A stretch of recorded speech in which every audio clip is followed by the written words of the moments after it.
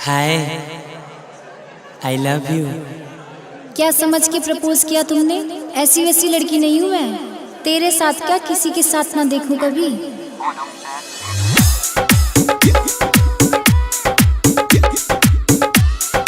Singing by गौरव ठाकुर। तू बाहर घूमती थी किस लड़के के संग में, तेरी चढ़ी जवानी जो रंग गई उसके रंग में, तेरी खींच के फोटो तेरे घर ले जाऊंगा, तेरी मम्मी से बताऊंगा। अरे नहीं ना, अरे नहीं ना, तेरी मम्मी से बताऊंगा। अरे नहीं ना, नहीं ना, तेरी मम्मी से बताऊंगा। मम्मी मारेगी। तेरी मम्मी से बताऊंगा। अच्छा जो बोलोगे वो करूंगी बाबा।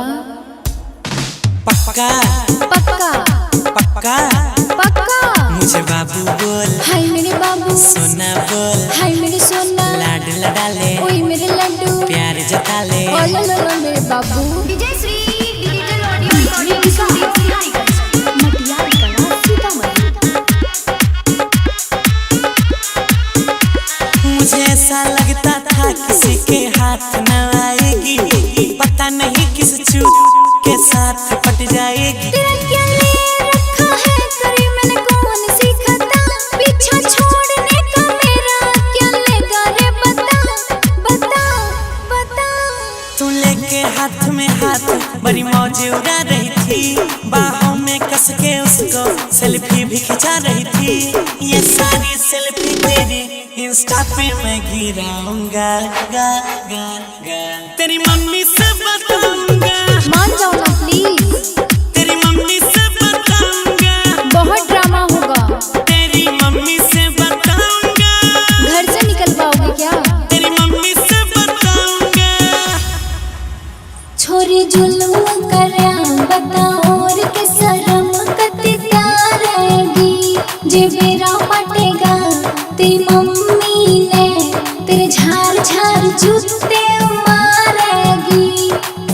मम्मियाँ अक्सर चप्पल से मारती है, चप्पल से, चप्पल से, चप्पल से, चप्पल से। तू आँख दिखाया करती है, मैं रोज डरा करता हूँ, इसलिए कभी नहीं प्रपोज किया करता हूँ। तेरे जैसे 70 मेरे आगे पीछे डोलते हैं, कोई कहे मुझे डार्लिंग, कोई लव यू जानू बोलते हैं, बोलते हैं, बोलते हैं। तेरे बढ़ गए तेरे भावनगर में शोर मच गई थी, मोटरसाइकिल या कार वाले तू सबको जच गई थी। तेरे प्यार के चर्चे अखबार में छपवाऊंगा। नो, तेरी मम्मी से बताऊंगा। पागल हो क्या, पागल हो क्या? तेरी मम्मी से बताऊंगा। पिटवाएगा मुझे तू। तेरी मम्मी से बताऊंगा। ना यार ना। तेरी मम्मी से बताऊंगा। क्या चाहता है तू?